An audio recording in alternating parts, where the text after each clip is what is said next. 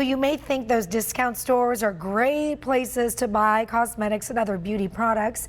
However, some of those products may also have some questionable ingredients. Dr. Richard Shafu joins us now with what to look for when you're shopping.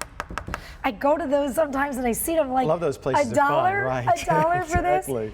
Tell me a little bit about what was found. So, Jolla, what they found, unfortunately, in some of these ingredients were actually, some of these products were mislabeled. So they were not what we thought they would be when they were picked up by the consumer. There were also some harsh chemicals. Some of them actually had expired drugs in them, and also some of these factories actually that were in China had rodent feces associated with them. So they're not necessarily the cleanest places to find these products. What happened to these products? They found them, they tested them, and then what did they do? Yes, they found that, well, then, they were withdrawn from the market. And I think what the public needs to understand is the fact that it's incumbent upon any company that brings a drug, a chemical, a pharmaceutical, topical agent, a shampoo, and the main ones, of course, that were looked at were the acne washes and the anti-dandruff shampoos.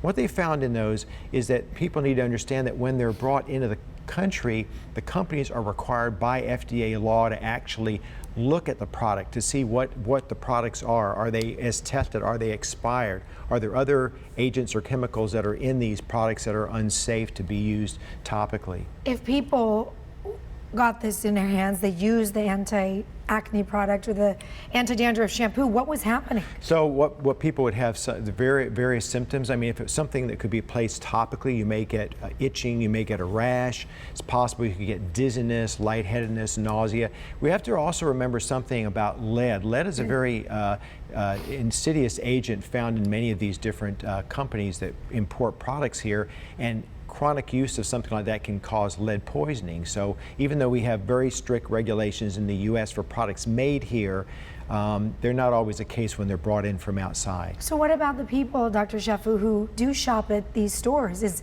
everything dangerous there?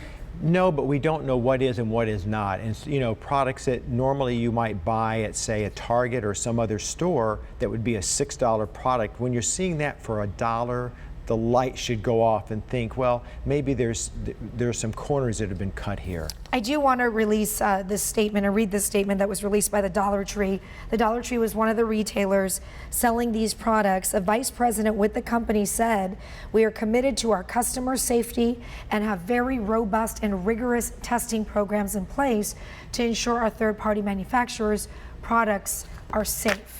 But obviously, there's stuff still getting through. Buyer beware. I mean, if something is made in the USA, at least we have some protection. So you need to be careful when you buy something and cut corners in terms of cost. You might be affecting your health, cutting your health. So. All right, Dr. Shafu, thank you for coming. Sure, good to see you, Sean.